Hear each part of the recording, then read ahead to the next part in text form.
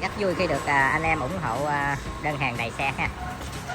Thì công ty của em là công ty Quốc Tòng, chuyên sản xuất máy chăn nuôi và thực phẩm. Đây là máy cắt nước đá uống bia 5 lưỡi.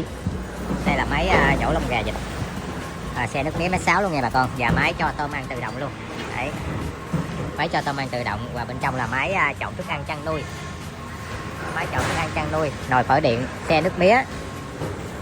Đấy, thì tháng mưa mà bà con vẫn ủng hộ em đơn hàng, em xin chân thành cảm ơn bà con rất nhiều.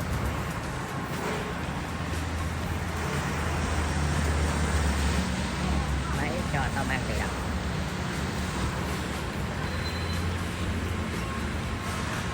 Rồi, xin chào bà con ha. Rồi, xin chào bà con ha. Quay bản hiệu cho bà con tính nhịp luôn.